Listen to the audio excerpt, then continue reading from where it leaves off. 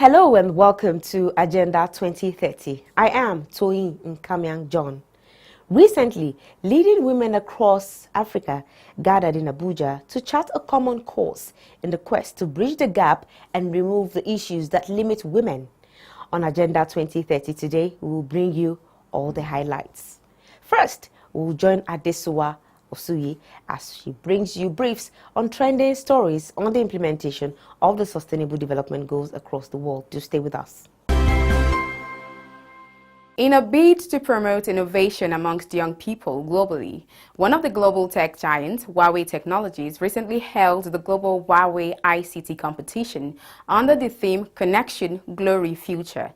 Through this competition, Huawei Technologies seeks to improve comprehensive capabilities of students, transfer cutting-edge technologies information, and explore the business requirements of the industry. Huawei launched the ICT competition in Nigeria in October 2018 in partnership with local universities with the aim of cultivating local ICT talents and developing a healthy ecosystem for the sustainable growth of the ICT sector. 3 Nigerian students who represented Africa emerged third place in the global final of the competition held in China.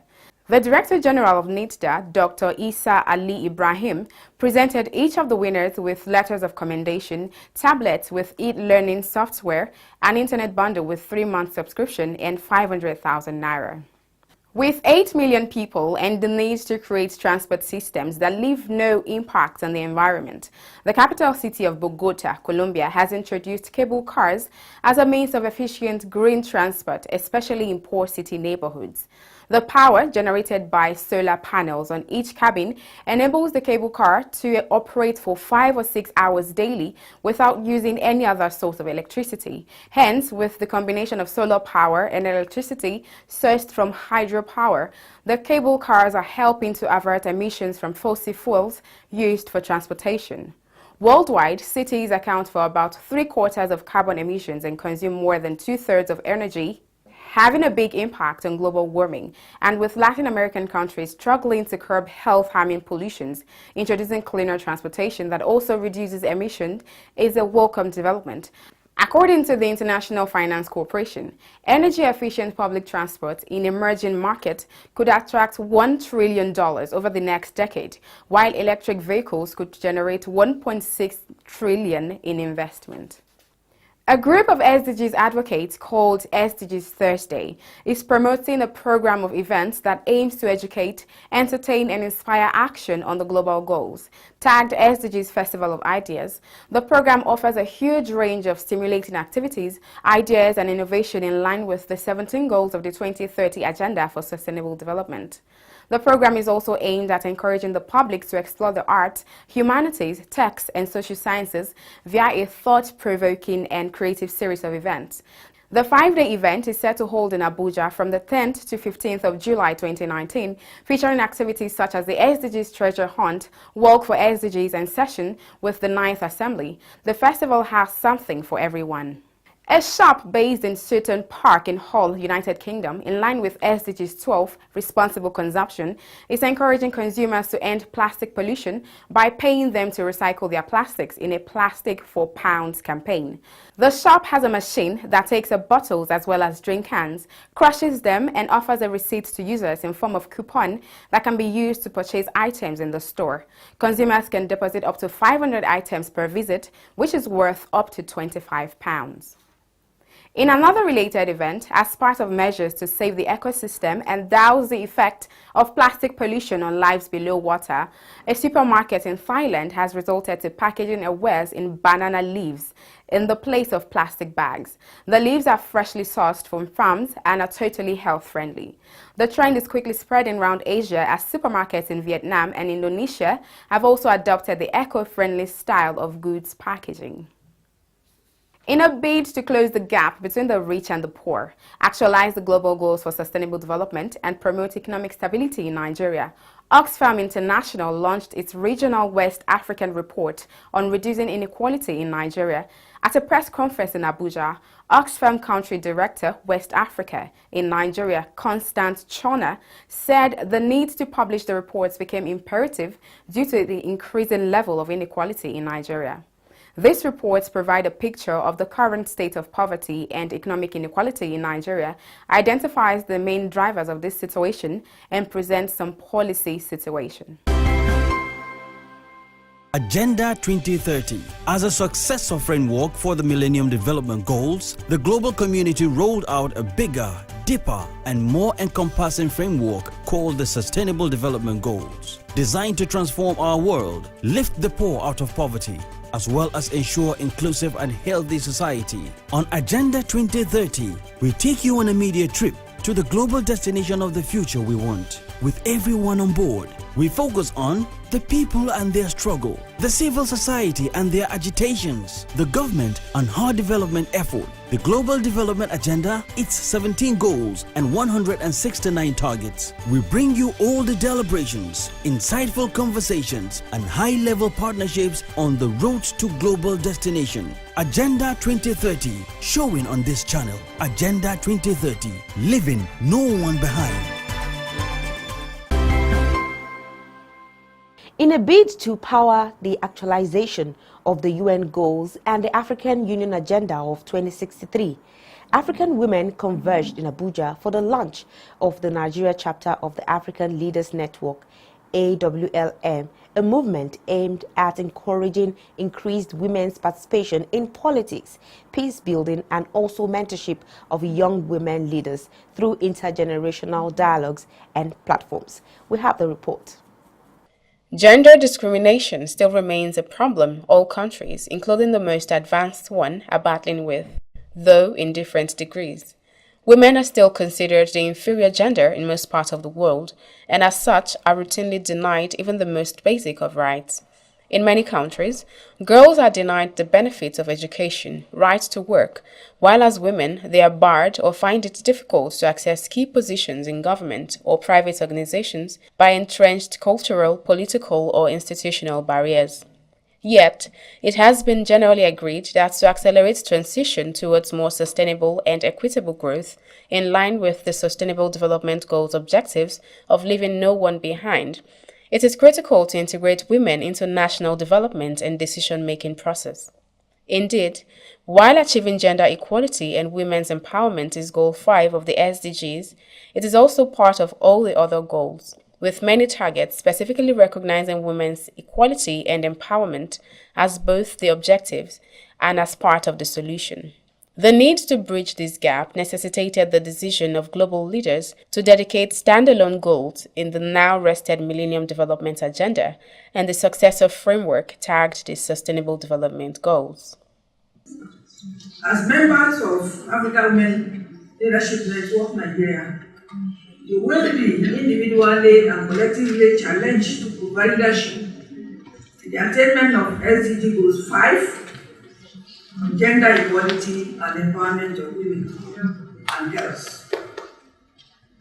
With the caliber of personality and the steering committee, I have no doubt in my mind that you will do justice to this enormous task at hand. As a country, we must prioritize the issue of women's social economic problems and to bridge the gap of inequalities. We must promote also the girl child education matrimony and reduce maternal deaths. The UN entity for gender equality and empowerment, UN Women, had even before the inception of the SDGs in 2014 initiated a global He-for-She campaign with the aim of ending gender inequality and create tangible changes. The campaign is aimed at engaging men and boys as agents of change by encouraging them to take action against gender inequality. The campaign's central message is that gender inequality is not only a women's issue, but a human rights issue. Globally, over 1.4 million men have joined the He-for-She movement to date. The initiative was launched in Nigeria by Vice President Yemi Osinbajo in Abuja on 23 May 2017. Even though different strategies have been mapped out over the years to address the gaps, the United Nations has, however, found it even more compelling to galvanize leading women under the auspices of African Women Leaders Network. Like the He for She campaign, the African Women Leaders Network seeks to create a platform for high-level engagement of leading women for public advocacy in the movement for achieving gender equality. The Africa Women Leaders Network was birthed as the regional platform to galvanize the strength of women's networks across sectors and generations to support realization of the big development agendas, including the AU Agenda 2063 and the UN Sustainable Development Goals. By 2018, it became clear that the establishment of national chapters will be necessary in order to realize the full potential of this network. So to date, 6 national networks have been formed in the Central African Republic, in the Democratic Republic of the Congo, in Cameroon, Congo-Brazzaville, Seychelles, and Sierra Leone. So Nigeria today is the next country. I believe 20 more national chapters are planned within the next year. Nigeria is the 7th to be launched. Over the course of the last year, UN Women began to facilitate discussions about the establishment of a national chapter in Nigeria. We consulted with women who were present at the launch, at the global launch in New York and the African Union in Addis, and we also consulted extensively with the Embassy of Germany. The African Women Leaders Network was birthed in 2017 as a continental network of women leaders and activists from Africa committed to advancing a common vision for women's empowerment and leadership in the development of the continent. The network seeks to galvanize the leadership of African women towards fostering lasting peace and sustainable development in all sectors and at all levels, building on and working with existing women networks in line with Africa Agenda 2063 and the 2030 Agenda for Sustainable Development. The AWLF, at its core, is a platform that recognizes and embraces the diversity of existing women's networks. In other words, it's not replacing existing networks, but it's actually bringing on board or bringing together all the existing networks. Its mission is to bring these different formations of women's networks together around a common agenda. In this way, you can see AWLF as a glue that unites women's networks in all their diversity around a common purpose of advancing gender equality in Nigeria. This is intended to make the women's movement in Nigeria stronger and also better able to withstand the pushback that is threatening not just here in Nigeria but globally, as we've seen, to unravel many of the gains that have been made in recent decades. This year's call for action is to champion the course of women's socio-economic and political development in Nigeria. The United Nations Deputy Secretary General, Amina Mohammed, and the Executive Director of the UN Women, Phumzile Mlambo Nguka, called for increased women participation in politics and adequate representation across all leadership positions. They charged African women to ensure active contribution in the peace-building process, transformation and stability of their countries. Your launch today is an important milestone along the path to achieving women's empowerment and gender equality in Nigeria and beyond. 2 years ago this very month, I was honored to join forces with the African Union and the UN Women to facilitate the birth of the Africa Women Leaders Network. Soon after, we undertook a joint solidarity mission to the Democratic Republic of Congo and Nigeria. The mission helped to highlight the crucial need for women's participation in peace and security processes and in politics as a whole. We know this is key to building sustainable development for all. Your launch today could not come at a better time. Next year, we will mark 5 years since world leaders adopted the 2030 Agenda for Sustainable Development and the 17 Sustainable Development Goals. UN Secretary-General Antonio Guterres has emphasized that achieving the 2030 Agenda and Africa's Agenda 2063 requires a strong focus on inclusivity with a special emphasis on mainstreaming women's rights and gender equality across prevention and mediation work. In Nigeria, your new chapter is an important platform to help realize the Sustainable Development Goals by increasing women's meaningful participation in all areas of decision-making and by extending advice and support at the federal and state levels to prioritize gender considerations. Working in partnership with other national chapters of the African Women Leaders Network in the Lake Chad Basin region, all of you can serve as strong advocates towards increasing women's representation in peace and security in Nigeria and the region. As we know, this launch comes on the heels of Nigeria's general elections, which saw a further dwindling in the numbers of women elected into political office. This unfortunate development only serves to make your leadership and voice even more critical, even more necessary, as you support women's networks and galvanize national and international efforts to reverse the regression in women's political representation. The African Women's Leaders Network shows what is possible when women work together across different organizations, sectors, regions, and affiliations towards a common vision. I urge all of you to use this chapter in 3 specific ways. First, harness the energies and experiences and the leadership potential of women's networks across the country. Second, coalesce around common priorities and challenges that are facing women in Nigeria. Third, propose solutions that work for women and girls. As you do so, do all you can to make sure your network is as wide and inclusive as possible, bringing in women, young and old, rural and urban, and all those who might find themselves on the margins, including women with disabilities and those in internally displaced camps. Every Nigerian woman should see their experiences, their hopes, aspirations, and their dreams in the values and the agenda championed by this important network. Once again, congratulations to the women of Nigeria for taking this bold step.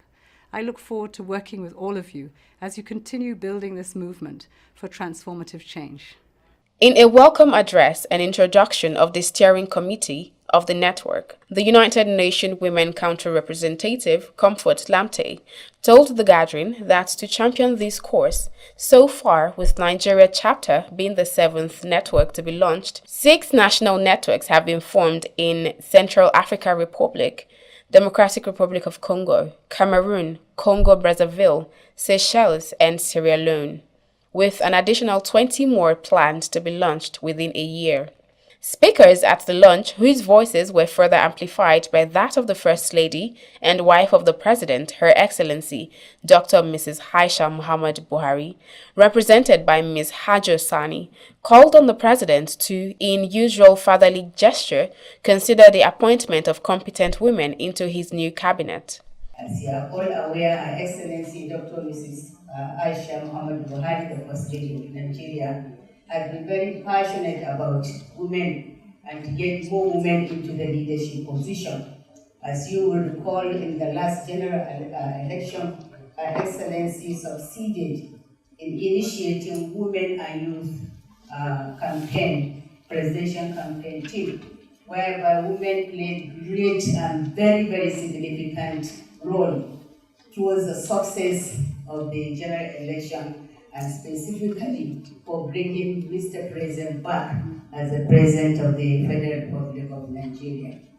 In that regard, we believe that, Mr. President, it is only fair if in this present dispensation of the 2nd term, Nigerian women are brought on board to be major stakeholders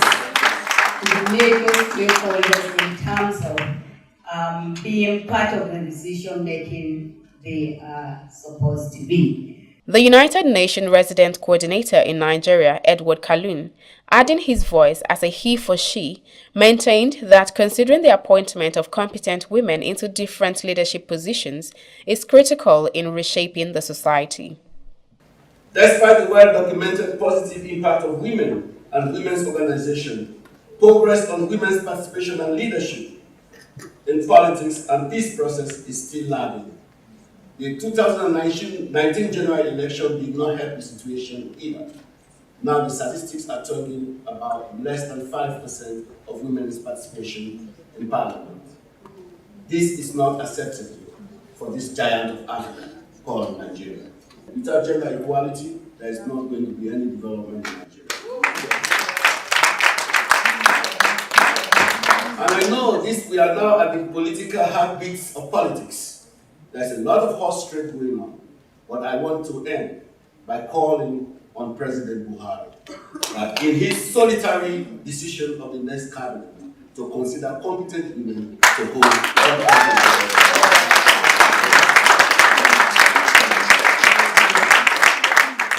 Princess Orelope Adefulire, in her goodwill message, which entirely underscored the role of her mandate in actualizing Goal 5 of the SDGs, challenged the African Women Leaders Network members to individually and collectively provide leadership in the attainment of SDGs Goal 5 on gender equality and empowerment of all women and girls.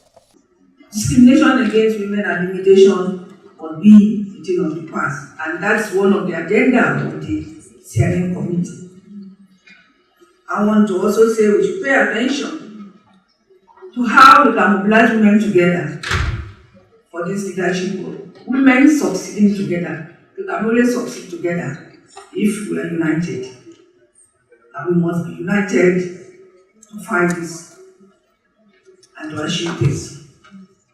The African Union missions in Nigeria, the ECOWAS, and other stakeholders in their various speeches threw their weight behind the call for the actualization of the 35% affirmative action for women in Nigeria. For us at African Union, women are not only at the center of development, but are central to the development of the continent. And so the African Union places very high premiums on the issues of women. That is why the African Union Agenda 2063, aspiration number 6, places specific emphasis on an Africa whose development is people-driven, relying on the potential offered by people, especially these women and youth, and caring for the children. We are committed to Agenda 2030 of the United Nations. We are committed to the African Union Agenda 2063, which talks about the Africa we want, and certainly the Nigeria we want. And also we are committed to the United Nations Security Resolution 1325. These are some of our global defining agendas which inform some of the work that we are doing. In our call for action, we said that we are concerned about the pervasive and deeply entrenched discrimination against women and girls in Nigeria. And we said that this is reflected in the low representation of women in leadership and decision-making positions, the disproportionate impact of conflict and insecurity on women and girls, the exclusion of women and girls from peace-making building and conflict resolution processes, and the high prevalence of violence against women and girls, including early girl child marriage and female genital mutilation, amongst others. We also said that in our aim to find an action for the next 1 year, we're going to harness the wealth of Nigerian women experiences in leadership and use the contributions to seek a transformative agenda, one that builds stability in Nigeria towards the realization of the goals of the Nigerian National Gender Policy and all the global commitments that we have made. The launch also had an interactive panel discussion tagged "The Transformation Women Want, Galvanizing for a Common Agenda," with focus on outcome of the 2019 elections, improving women's participation in politics, leadership, decision-making, and strengthening the agenda-setting role of women, with the wife of Ekiti State Governor Erelu Bisi Fayemi moderating the session. The high-profile launch, which was powered by UN Women in collaboration with the Office of the Senior Special Assistant to the President on SDGs, African Union, and Embassy of Germany, had in attendance heads of UN systems in Nigeria, Norwegian and German ambassadors to Nigeria, wife of the former Senate President, wife of state governors of Ekiti and Kebbi, the First Lady of Nigeria, who was represented by her Senior Special Assistant, Hajo Sani, as well as women representatives from the House of Representatives and other stakeholders. And that's our package. Remember, you can always watch this program and other episodes by subscribing to our YouTube channels on youtube.com/Fresh News TV and youtube.com/Agenda 2030 TV. You can also watch the program live on Facebook. Just log on to www.facebook.com/Fresh News NG and www.facebook.com/Agenda 2030 TV. Follow us on all our social media platforms at Agenda 2030 TV on Facebook, Twitter, and Instagram. Remember to drop your comments and share with your contacts. Do use the hashtag Agenda 2030 and hashtag Agenda 2030 TV. Thank you for being part of the program this week. I am Toyin Nkamiang John. See you again next week. Bye.